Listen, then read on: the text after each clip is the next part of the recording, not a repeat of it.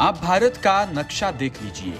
दक्षिण के एक छोर पर केरल है और पश्चिम के एक छोर पर पाकिस्तान के बॉर्डर से लगा हुआ राजस्थान है।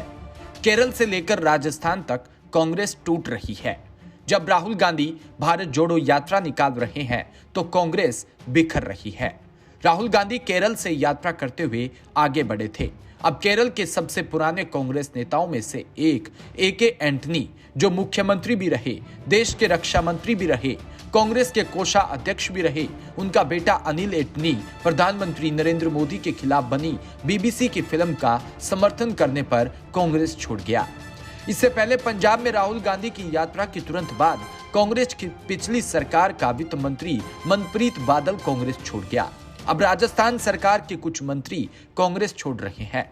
राजस्थान विधानसभा का बजट सत्र खत्म होते ही अशोक गहलोत सरकार पर संकट आने वाला है। संभव है विधानसभा चुनाव से पहले ही गहलोत सरकार गिर जाएगी और राष्ट्रपति शासन में विधानसभा के चुनाव हो।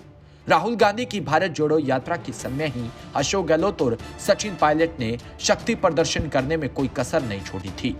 राहुल गांधी के राजस्थान की सीमा पार करते ही सचिन ने अपनी राजनीतिक दुकान अलग खोल ली है।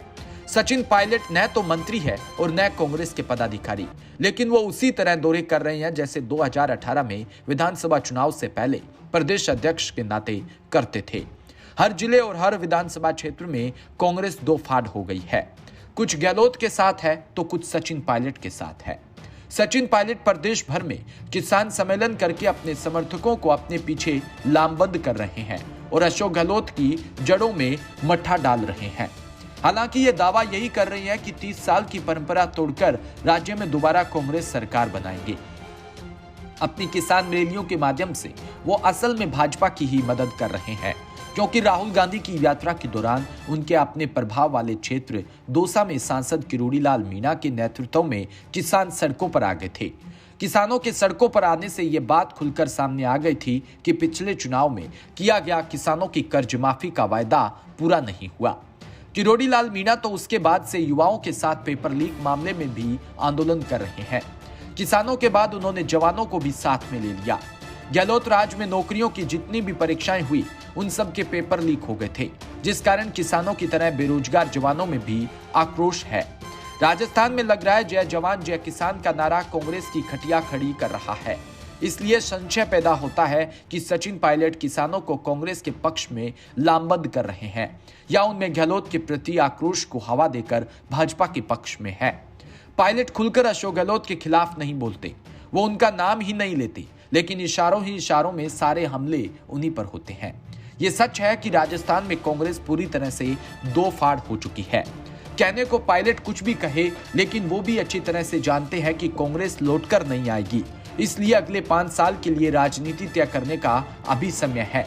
अंदर ही अंदर खुसर पुसर तो यह भी चल रही है कि गहलोत सरकार के कुछ मंत्रियों के कांग्रेस और सरकार छोड़ते ही सचिन पायलट भी कांग्रेस छोड़कर अपनी क्षेत्रीय पार्टी बना लेंगे। यदि राजस्थान में किसी भी पार्टी को स्पष्ट बहुमत नहीं मिलता तो ऐसे में किसी भी सरकार का बनना निर्दलीय और छोटी पार्टियों के हाथ में आ जाएगा। सचिन पायलट सोचते हैं कि अगर वो अलग पार्टी बनाकर 25 से 30 विधायक जिता लाए तो उन्हें नीतीश कुमार और कुमारस्वामी की तरह मुख्यमंत्री बनने से कोई नहीं रोक सकता। इसलिए वो किसानों को गहलोत के खिलाफ और अपने समर्थकों में खड़ा करने की कोशिश कर रहे हैं। राजस्थान में कांग्रेस के टूटने की दूसरी वजह भी है। वो वजह यह है कि राजस्थान वो धरती है जहां से भारतीय सेना में बड़ी तादाद में जवान भर्ती होते हैं। अब तक चीन और पाकिस्तान से जितने भी युद्ध हुए, राजस्थान के जवानों ने अपनी कुर्बानी देकर सीमाओं की रक्षा की है। राजस्थानियों को इस बात पर गर्व है कि पुलवामा में उसके जवानों की शहादत का सर्जिकल स्ट्राइक करके बदला लिया गया था। पुलवामा में जो 40 जवान शहीद हुए उनमें से 5 राजस्थान के थे।